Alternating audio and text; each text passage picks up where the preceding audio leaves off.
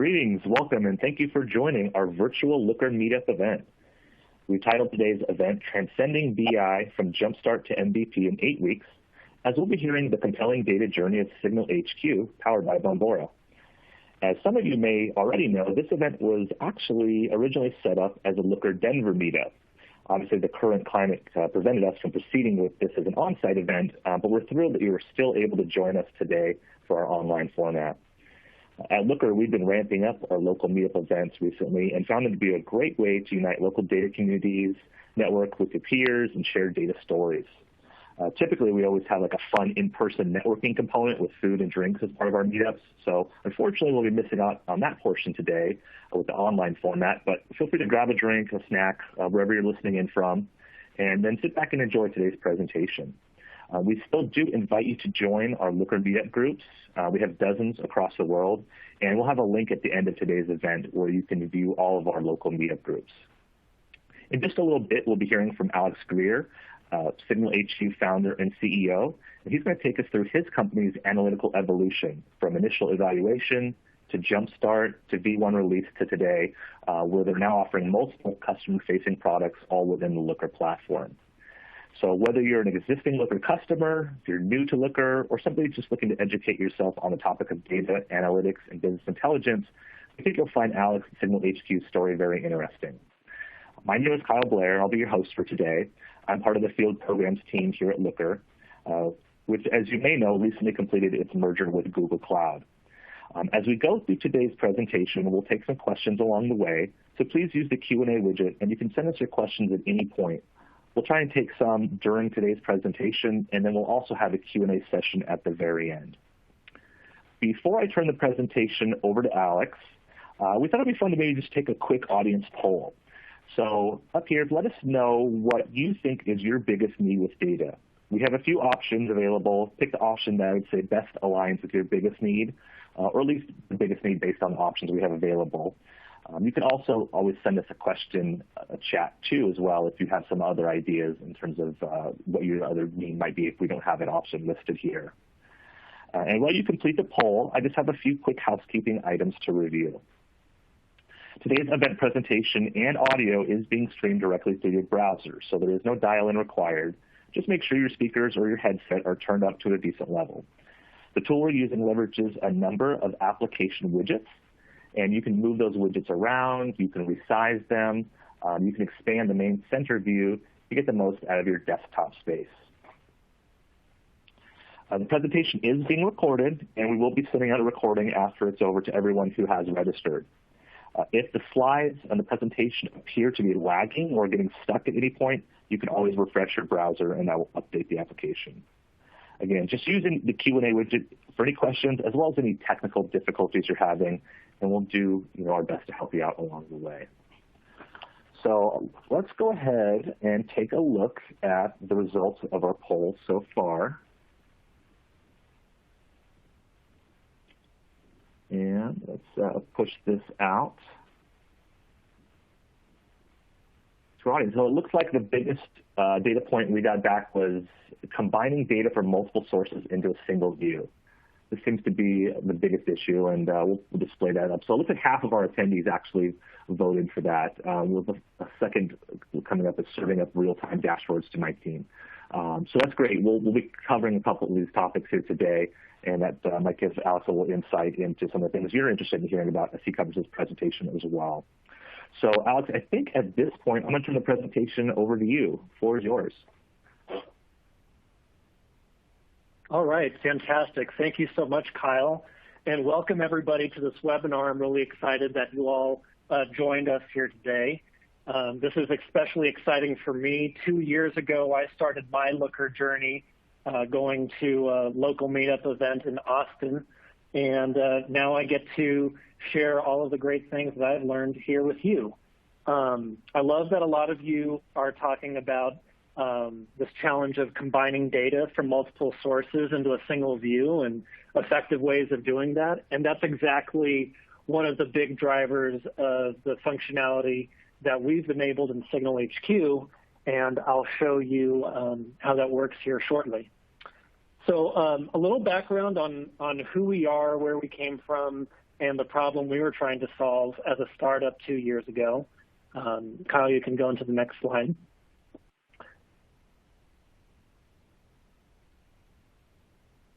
So I'm the founder and CEO of SingleHQ. I started this business 2 years ago. My co-founders joined on a short time later, and the three of us were all sales leaders within our previous organizations. Now, I have a little bit of an engineering degree, but by no means am I a developer or a database administrator or anything like that. So when it came to going to build a tool, didn't have the resources or technical know-how to start completely from scratch, and I was looking for a tool out there that I could build on that was flexible, but also had really great support and functionality built into it already. Now, a common thread amongst the three of us on our team is that we were responsible for helping our teams be as effective as possible, especially when we were doing outbound sales. And if you go to the next slide, this really helps illustrate what it is that we were trying to accomplish. What we wanted to help our team members do, I'll go actually back one slide here. We wanted to help our team members be able to see, out of all of the companies that they could be selling to at any given time, we wanted it to be really obvious, based on data, which company was showing the strongest signals so that we were reaching out to the right company at the right time. There's quite a lot of data out there in the market related to business data, signals, things like, are companies researching solutions online? Are they visiting your website? Are they making key hires or announcing projects or announcing recent funding? And we wanted to pull all of this data to our team's fingertips and make it easy to act on so that we could convert opportunities faster. Now, one of the pieces of data that I had exposure to while I was a sales leader at Cloudera was intent data from a company called Bombora. Bombora produces very rich and dense data about online behavior coming from organizations that are researching specific topics. And when we started off receiving data from them, we'd be getting it in huge CSV file dumps that contained a lot of really interesting information about which businesses were researching certain solutions online, but it was really tough to sift through. It was tough for an individual sales rep to go in and find the accounts that they're responsible for in order to act on. And so we built, while I was at Cloudera, and as we were ramping up to our IPO, we built an internal tool that joined up our Salesforce data with this intent data and made it so that we could filter by account rep or by territory, by customer status, and so on, and made those signals really easy to interpret and act on.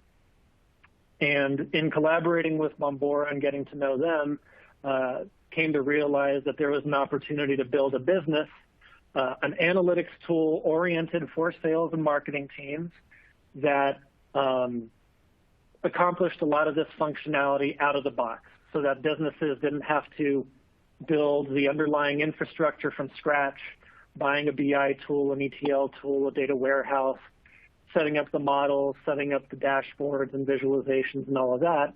Instead, we could offer this out-of-the-box analytics solutions to customers. So it was out of this need that SingleHQ was born, this abundance of data around organizations, an adoption of account-based methodologies for sales and marketing, and this need for prioritization and streamlining. That was really the idea behind SingleHQ.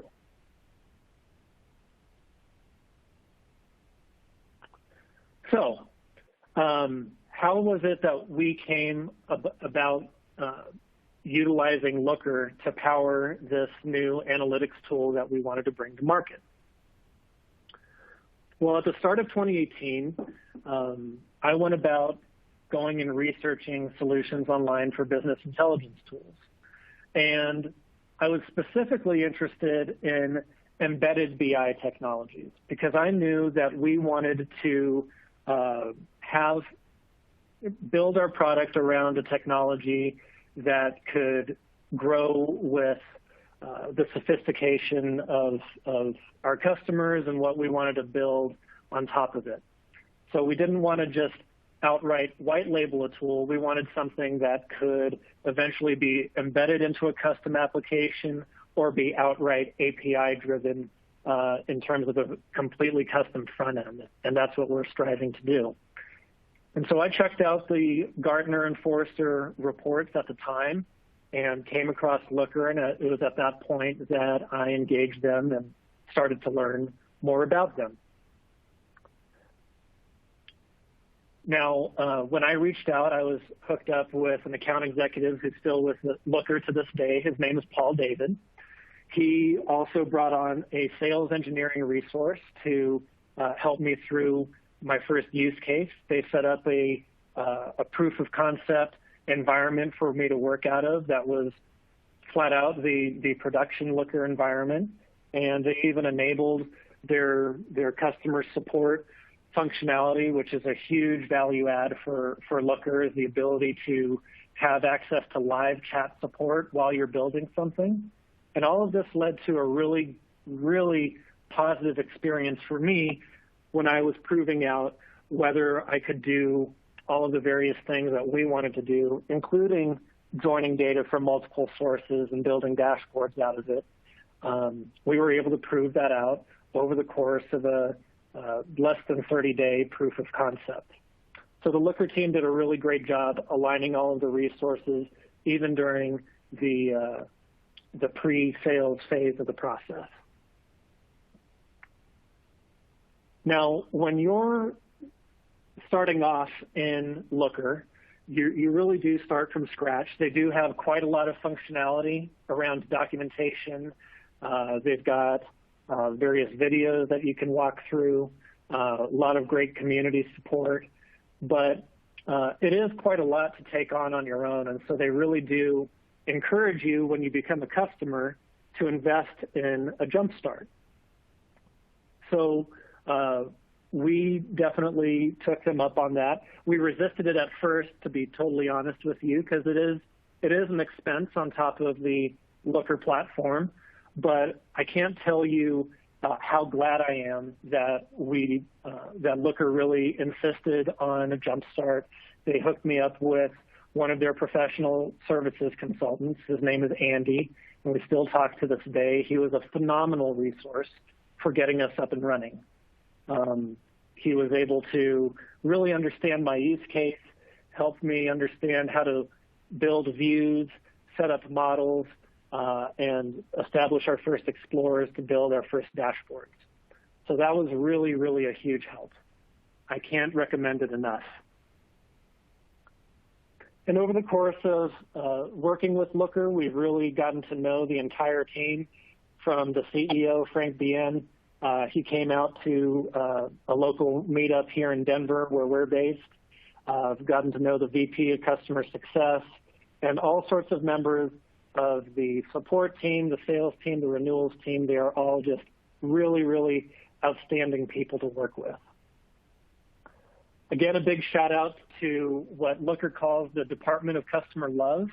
That's what they call their support organization. I think that they are world-class in terms of what you would want to model a customer success organization around. I definitely utilize their chat support within the product quite a lot. I had our customer success rep look it up. I've chatted with them over 200 times in the last 2 years with over 60 different team members. And you definitely build a relationship with them. They are quite knowledgeable on all the ins and outs of not only the Looker tool, whether it's LookML or administration settings or how to build dashboards, but they've got some really great chops around just how to best perform functions in SQL. So I really couldn't have done any of this without their support. So the Jumpstart and the DCL, can't recommend them strongly enough.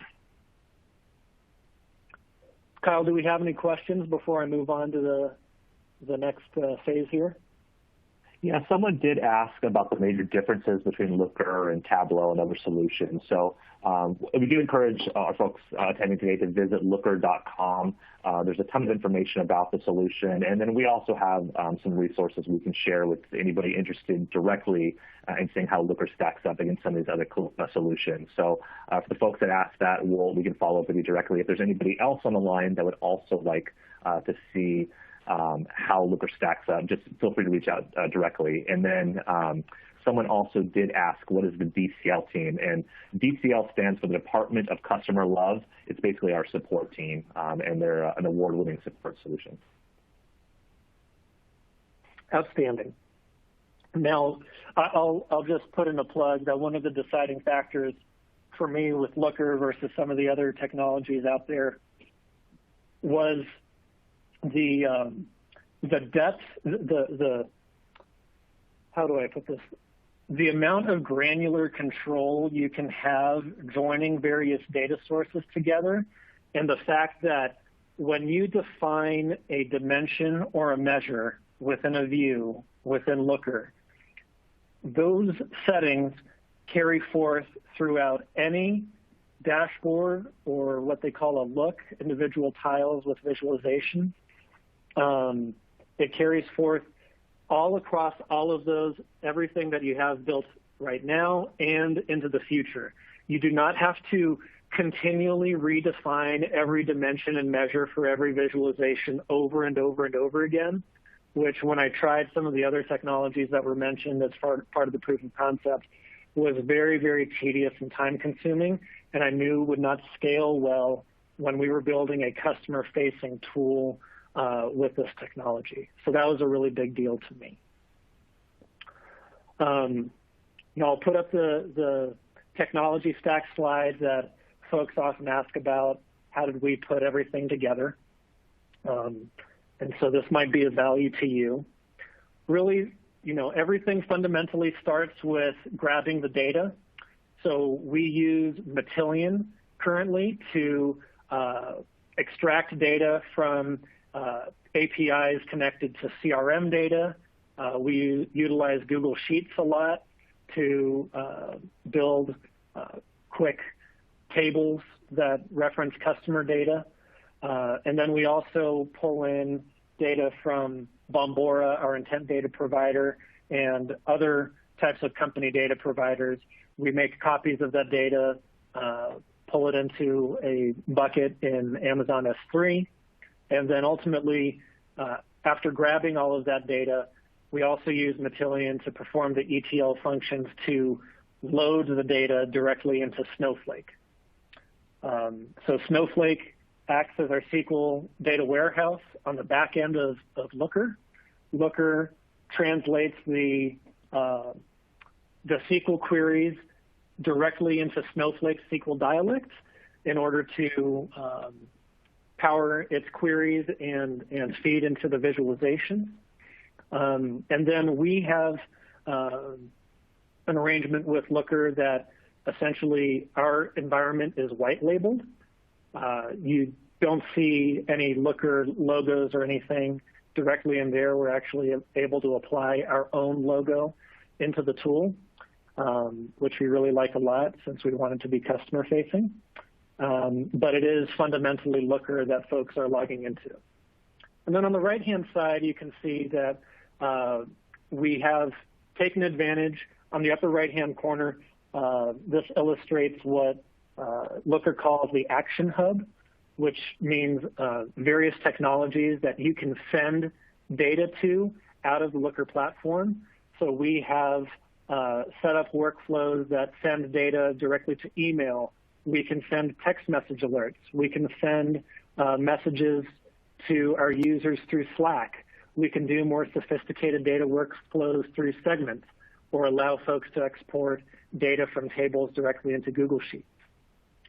Another thing that we'll highlight in this presentation is the fact that you can, with dimensions in particular within Looker, you can set abilities to do what we call shortcuts or links that take the value directly out of a table you might be looking at in Looker and shortcut your workflow into other technologies. I've seen other companies that, they'll with the click of a button, you can create, let's say, a Jira ticket or something like that. For us, our users are using sales and marketing technologies, so we've built shortcut links directly into LinkedIn, Salesforce, HubSpot, Outreach, and SalesLoft as commonly used tools that our users use, where they can just go directly into those tools from the Looker interface that we're using, and it pulls in the values from the tables to shortcut their workflow directly in those tools. I'll show you how that works in a minute. Any questions we should address here, Kyle, before I move on to the next slide? Someone did ask us how long Looker has been around, and I think Looker was founded in 2012, so about 8 years now. A couple other folks did ask about how Looker stacks up to the competition, so we'll follow up with that directly. And then there's a couple more we'll just hold until a bit later into the Q&A section. Okay, terrific. Thank you, Kyle.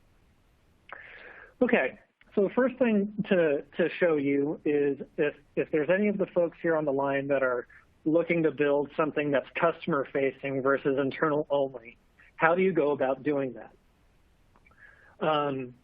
There's a few settings that are really important for you to be aware of. One of them is that you really need to make sure that you are applying the proper permission sets that limits the capabilities of users. You're going to have a vast majority of your users be set to what's called a viewer permission set, where they have the ability to look at pre-curated dashboards and looks in the Looker tool, but without the ability to, let's say, go in and just create custom visualizations from scratch. If you want to have users with the ability to do a bit more functionality like that, that's when you would create a different permission set. And those users tend to be more expensive coming from Looker. And so then in turn, by offering a customer-facing product, you can have a couple of different tiers of pricing for seats depending on the functionality that they want. You also may want to have different kinds of products that serves up different kinds of data. And so that's where model sets, which you see here at the bottom, comes into play. So by defining the models that the customer has access to, you can limit their visibility and have the opportunity to upsell across multiple products. Another important setting that you need to make sure to enable within the settings is what's called a closed system. When you're an internal-facing company only, or Looker instance only, then it's perfectly fine for you to be able to have your users be able to look at any content that any other user in your instance has created so that you can facilitate sharing. But when you're customer-facing and you've got multiple organizations utilizing your instance, you definitely don't want to allow folks from varying organizations have visibility into one another's data. So enabling the closed system allows you to do that. It then allows you to basically control which groups, which organizations and individual users have access to specific folders in specific areas. Now, another really important thing to consider doing if you're going to build this out in a scalable fashion is using user attributes. We rely on user attributes quite heavily. It allows us to, when we build our views, our explorers, and our models, allows us to reference a user attribute field that we can change from organization to organization.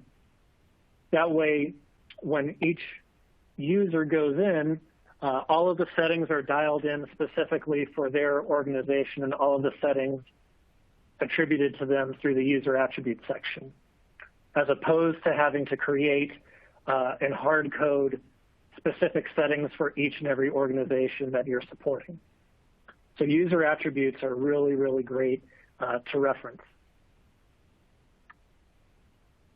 Now here's a specific example of what that looks like.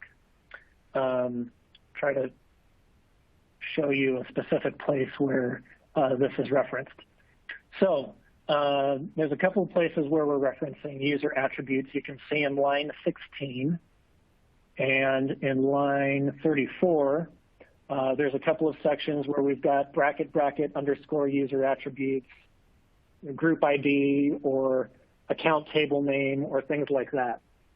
So as long as you've set up your data tables on the back end to be consistent across any organization, you're going to be able to achieve a lot of really great scale, referencing lots of completely different sets of data in terms of the content, and it will feel very personalized for the customer. But on the back end, you've only had to write one set of code that applies universally across all of your customers. You can go to Looker's documentation and look up how to use user attributes, and you'll find plenty of documentation around what the proper syntax is in order to reference those things. So we definitely utilize that quite a bit, and it's definitely helped us scale and be able to add new customers, new organizations, without having to write a whole bunch of new code. Alex, one question that did come through. When you were talking about the architecture, someone asked, does this mean that you can bypass the need for a data warehouse by joining everything in Looker? So with Looker, you still need to have a data warehouse or a data lake to actually store the data. Looker essentially just sits on top of that and analyzes it to look at the data in a different way. So, we work with all the major data warehouses and databases, AWS, GCP, Snowflake, Azure, and so forth. But Looker does not actually store the data. Alex, do you want to highlight that, or do you have any examples you'd like to maybe touch on as part of that? Sure. In fact, I may share my screen to do this, but at a high level, most every SQL database that you have out there, and Looker supports most any cloud SQL database that exists out there, they all have their own interface for entering SQL commands, and it'll return data for you. But obviously, it's very limited to returning only text or maybe a very rudimentary table. Looker, on the other hand, will essentially input that SQL command and then applies a visualization layer and an interface layer on top in order to do more robust things with it. So if I share my screen here so I can help illustrate this, essentially, when you're configuring Looker for the first time, you establish a database connection. We first started off using Google BigQuery, actually, and then we switched to Snowflake over time. But when you build a connection to your database, you'll see that there's quite a few different types of databases and dialects for you to choose from. And you're able to choose those dialects within here. So I know that there's a page in Looker's documentation that covers all of the different databases that you support. Ultimately, this is the really crucial piece that really gets everything going, is that Looker needs to point to a specific SQL data warehouse in order for it to operate. It does not store any data directly within Looker. There is some caching functionality where it'll save results of some queries, but where the data is derived from itself is from one of these SQL databases. Another thing I can show you, actually, is an example of how this data goes together, or how like a look that you create within Looker actually gets a SQL command constructed by Looker on the back end. So this is a visualization of signals being generated all across the world on various topics. Every single one of these tiles here is powered by, ultimately, fundamentally, a SQL command underneath. And when you're building these with Looker's Explore interface, you can actually take a peek underneath at the SQL that Looker is generating for you. So in this case, we're connecting to Snowflake. We're using Snowflake SQL Dialect. I defined the model underneath of how the relationship between all of the data and which data gets pulled out and how it gets sorted and all of that. But I'm not generating this SQL command. Looker does all of that on my behalf. They create the most performant SQL command possible based on all of the inputs I've created within the Explorer. So selecting the specific fields that we're looking at, pointing to the specific table names and field names, making conversions where needed, making group bys where needed, and so on. All of that is done automatically by Looker. They are creating that SQL command.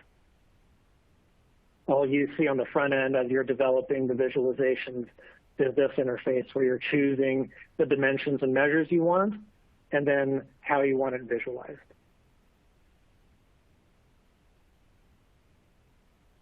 Kyle, do you feel like I adequately explained that?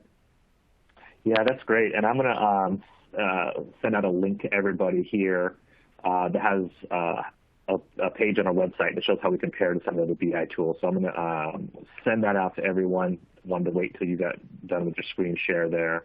And then someone also asked, can Looker pull from multiple BI lakes? Yes. Yeah, it totally can. You can basically, I'm going to share my screen again. You can have multiple connections to multiple data warehouses and tables. And then what you end up doing when you're developing is you're going to define where the connections are for your, where is it going to point to in order to retrieve data. So right now, my primary connection is the name for it is called Snowflake Application. But let's say I also wanted to pull from Cloudera or MySQL or something like that. Then I would just make sure that this model is pointing to those connections as well. And then the underlying views that are being referenced, those are going to point to, let's see, show you a specific example. Then the specific views are going to reference the specific table name with the schema name and the view name, all within there. So yes, ultimately, you can have connections to multiple databases, and then when you are creating the model, this is where you define the relationship between each view in order to meld it all together.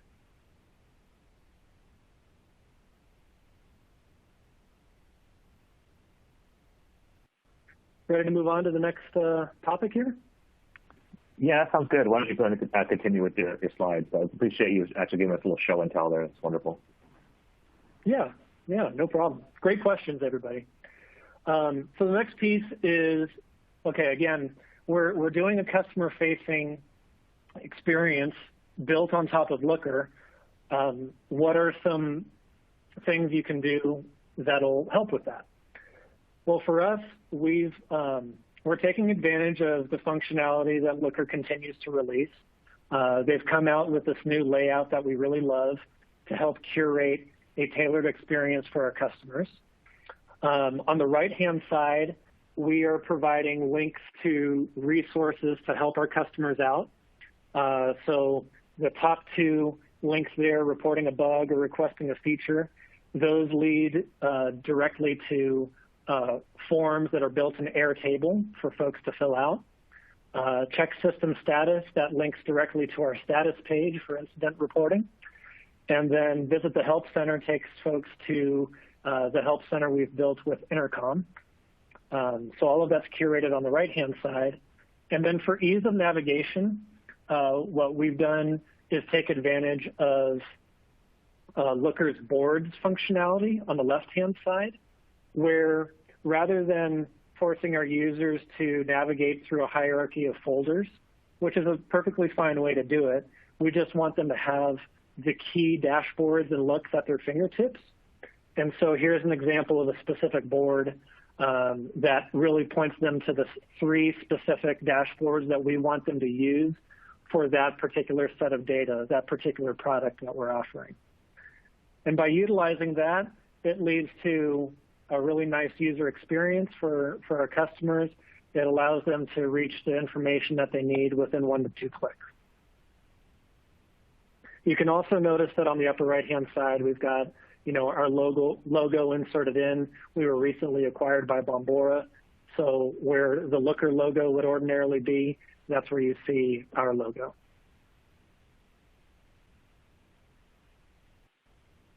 Okay, this is one of my favorite pieces of functionality, is how to build shortcut links that are scalable yet personalized for every organization, every user.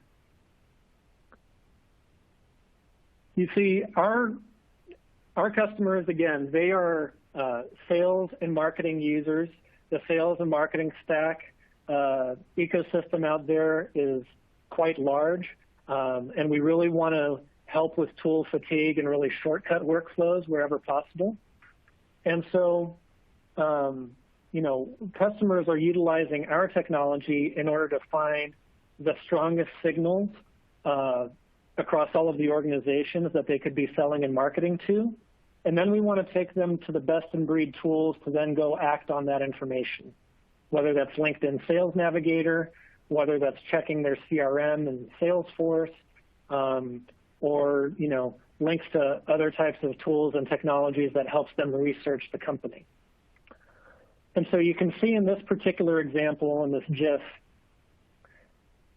when it gets down towards the bottom there and it talks about title searches and keyword searches, those are actually, we've set it up so that all of those are referencing user attributes, but the actual things that go into what those titles are and the actual search that gets performed in LinkedIn is actually all handled within an entry for a user attribute that can be applied and set separate differently from customer to customer.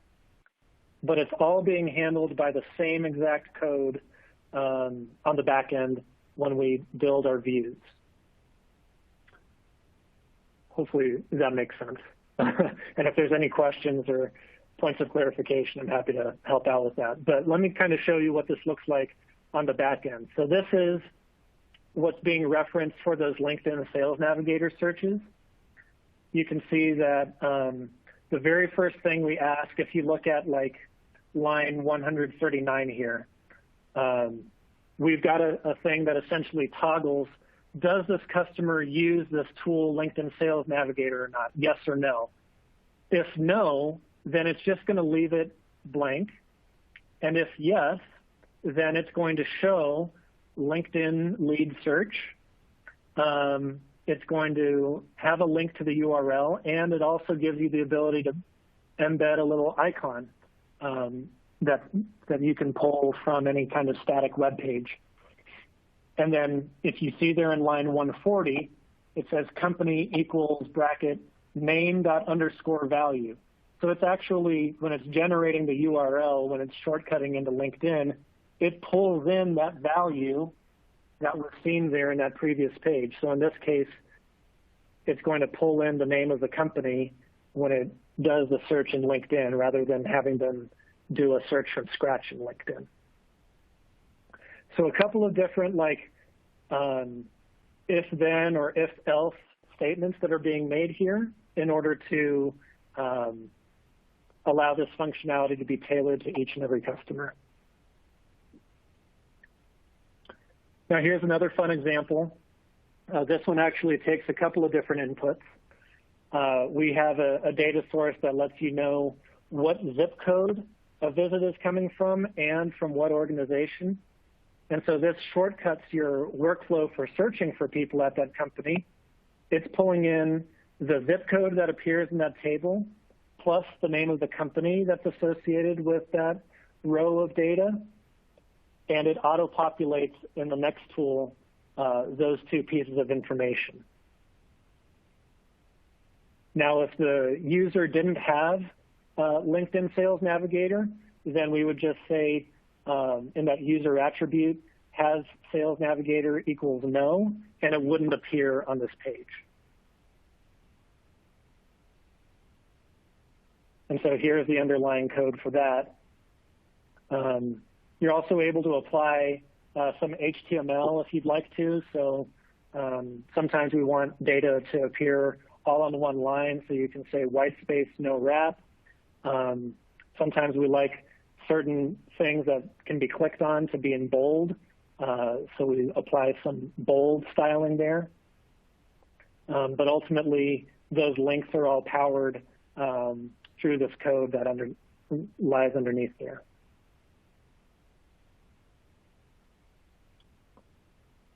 Kyle, how am I doing on time? Do I need to speed it up? Yeah, we've got about 18, 19 minutes left. Okay. All good. I think we can just get through it. Someone did ask, though, actually, you kind of just glanced over, but they asked if SingleHQ was acquired by Bombora. Yes, we were. We were acquired last fall. We're in a period of doing some private beta testing with larger enterprise customers, and then we'll have a big splashy announcement before too long. But if any folks are interested in utilizing this interface and utilizing the data, please look me up and get in touch, and I'd be happy to help out. We're really excited about that acquisition. As I mentioned earlier, the data that Bombora was producing was really hard to get your arms around on its own, and so having this dashboard functionality really fits in nicely with their product roadmap, and so they've incorporated us into their solution set. So thank you for asking. I mentioned using HTML to make results pop. Setting something in bold is just the tip of the iceberg. For us, our customers, one of the pieces of functionality they really like a lot is the ability to filter the Bombora data by their own CRM data. So we have customers that agree to allow us to copy a set of their CRM data within our data warehouse so that we can perform a join on their CRM data, making it really easy for them, to filter by account ownership, account type, et cetera. And so one of the things that we do when this data gets presented is we'll do things like we really want the account type in particular to pop, because where customers are going to get the most lift is at companies that they're not already doing business with. So we want the prospects to stand out from the customers, to stand out from partners and competitors, or companies that you're already doing business with. So you can see that anytime a specific string comes up, like prospect or sales qualified lead or customer comes up, we apply a specific set of HTML where we apply the background color and the color of the text to appear a certain way so that when they're actually navigating this information, it's really, really clear.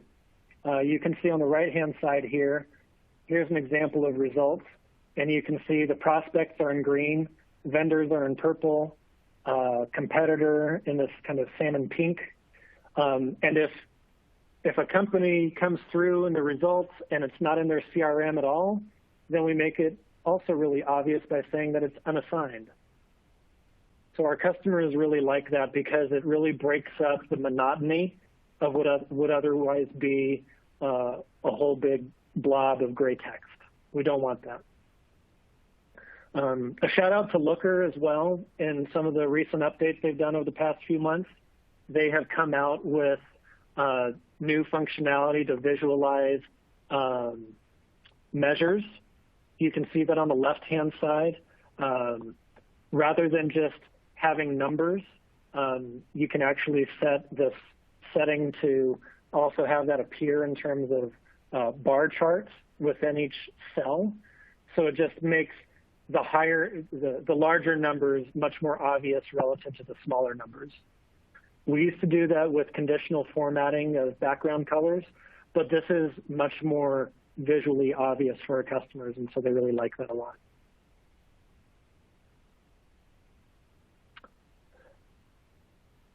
Now, we've also done a fair amount of functionality, not only around analyzing the data that our customers get value from, but whenever we're having conversations with the financial stakeholders that buy this tool, we want to make sure that they have a clear understanding of the usage coming from the customer. So this is a customer-facing usage report where they can see how many credits they've used when they're utilizing our data warehouse. We have certain price points around how many of their CRM records we sync at any given time. So we show them how they're performing against that. And then we sell our intent data by the topic. And so they can see whether they're utilizing their full allotment of topics or if they're undersubscribed so they can get more value out of their subscription with us. And then you can set these to be scheduled to auto-deliver daily or weekly, natively within Looker. You can even set alerts within Looker so that they can get an email trigger to them anytime something exceeds a certain threshold, like 50% or 90% or 100% or something like that. That way they're getting instantaneously notified.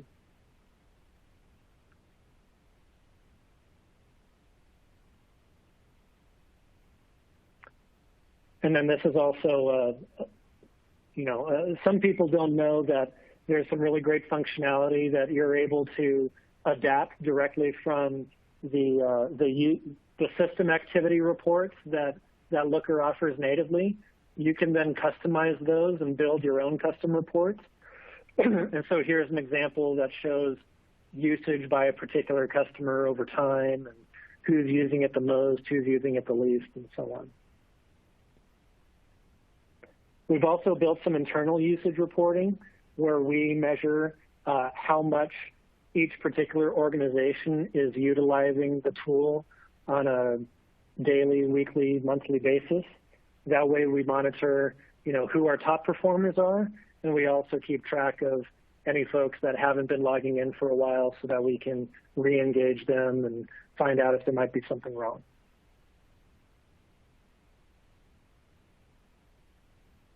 So, a lot of really great functionality from Looker around this out of the box, but just know that you can adapt this to your needs as well. Cool. I think that's the end of my slides there. Kyle? Yeah, thanks so much, Alex. I really appreciate you sharing your story with us. It's really amazing to see how far SingleHQ has come in such a short amount of time. We have about 10 minutes or so left, so we'll go ahead and take some additional questions with the time we have remaining. And while you type in your questions, we also want to take another quick poll to see what topics you would like to see covered in future Looker webinars and meetups. If you have a topic in mind that we don't have listed here as an option, feel free to, again, just send us a note through the Q&A widget of your suggestion. Additionally, I did have a few folks that sent in some good questions that we did push a response out to all of our attendees, so you can view those through the Q&A widget as well. So go ahead and check out that. It doesn't necessarily just pop up by default. You actually have to click the little Q&A window widget, and then that'll show you some of the responses there. Alex, someone did ask, what kind of growth has SingleHQ seen in the last 2 years since you started using Looker? Yeah, well, the title of the presentation was Jumpstart to MVP in 8 weeks. That was huge from a development standpoint. being able to bring something to market and show to customers and start getting feedback on quickly. So we were doing that mid-2018. And after gathering feedback over a 6-month period, we started knocking down our first annual enterprise contracts at the start of 2019, rapidly knocked down our first 10 customers within the course of several months there. And we were picking up so much steam that we caught Bombora's attention by mid-2019 in order to get acquired. We've seen our usage go up dramatically over time in terms of number of users and amount of consumption, and we're expecting now that we have direct access to Bombora's customer base to see that usage just explode in terms of dozens of companies and hundreds of users. The fact that we can do all of these things with Looker to kind of configure things once in the code, but then have everything be tailored and personalized and parametric to point to every customer's unique set of data and preferences is just going to be extraordinarily beneficial for us to scale out. Wonderful. Somebody else asked, what's next for SingleHQ with the recent Bombora news? Yeah, so I'd say the next thing is just getting this into a lot more customers' hands, making it that much more performant. I think that where we'd really like to see the technology go is to maximize more of Powered by Looker's API functionality. So doing things to, rather than just rely solely on the Looker interface, be able to build some more custom navigation and even perhaps just outright completely custom visualization on the front end, powered with the API by Looker on the back end. If you haven't seen it, definitely talk to your Looker point of contact about checking out their Fashionly demo, fashion.ly. They basically have this really great way for you to see kind of the art of the possible with Powered by Looker. That's something that we'd really like to move towards in the future. Wonderful. So Alex, how can someone learn more about SingleHQ? I'd say a couple of different ways. You could go to signal-hq.com. That's one way. Or you can look me up on LinkedIn and reach out directly. I'd love to hear from you. Just type in Alex Greer SingleHQ and you'll be able to find me. Happy to share more information there. Awesome. I appreciate it, Alex. Well, if anybody else has any lingering questions, you can always send it to me directly. My email is kyle.blair@looker.com. I can also be found at kyleblair@google.com. But I think that kind of takes us to the end of the session. I have a few helpful links to share here for our website resources page. You can read different white papers and other customer use cases. You can watch customer stories and you can hear examples of people employing Looker like we heard here today. We also have a bunch of analyst reports, white papers, and other tools. You can get a copy of the latest Gartner Magic Quadrant for business intelligence, as well as the latest G2 Crowd report, where Looker is ranked very positively. Also check out our Looker blog, Data Matters. We have a ton of really interesting and insightful posts there, and we think you'll find it very interesting. And you can also hear about upcoming events at events@looker.com. Is a way for you to email us, but you can also check out looker.com/events if you'd like to see what other company webinars, workshops, or online meetups we have planned. You can always request a personal Looker demo and reach out to us directly. I also mentioned we have an extensive list of meetup groups all around the world. This event was originally designed to be a local meetup event, and so we appreciate Alex kind of shifting with us as we move this to the online webinar format. But in time, of course, we'll be out there in the community hosting on-site events as well. So visit meetup.com/pro/Looker, and you can see all about our local data communities. So I want to thank everyone that joined us today for the call. I want to thank Alex Greer for his wonderful presentation. And then just have a great afternoon. We appreciate it.